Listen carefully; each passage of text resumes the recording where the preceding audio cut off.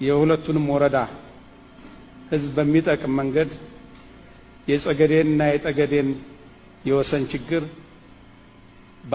የብአዴንና የህወሓት አመራሮች በጋራ ተነጋግረን ዳግም ላይመለስ ለመጨረሻ ጊዜ መፍትሄ ሰጥተነዋል። እንኳን ደስ አላችሁ፣ እንኳን ደስ አለን እላለሁ።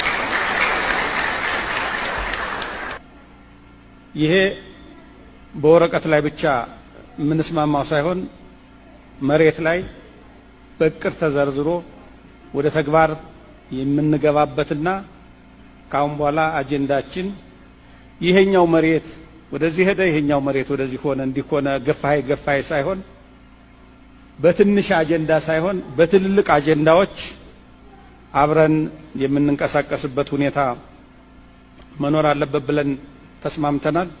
ስለዚህ ይሄንን በአመራር ደረጃ የደረስንበትን ሰላማዊ እና ልማታዊ የሆነ ሀሳብ ህብረተሰቡም በጽኑ ይደግፈዋል ብለን እናምናለን።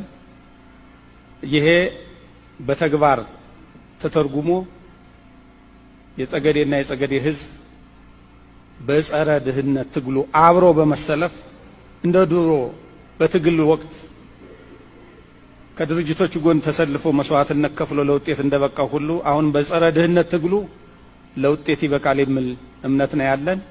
ስለዚህ በጣም ትልቅ በመካከላችን አለመግባባት፣ አለመደማመጥ በመኖሩ ምክንያት ለረጅም ጊዜ ያጓተትነውን ችግር አሁን መደማመጥ በመኖሩ ተስማምተን በቀላሉ ፈተነዋል።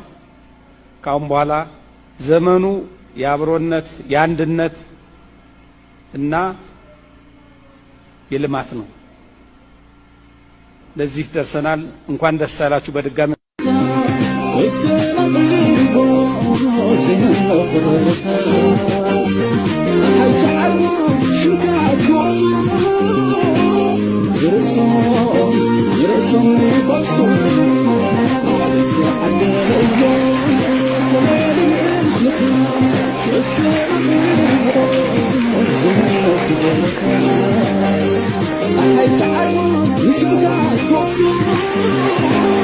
You're so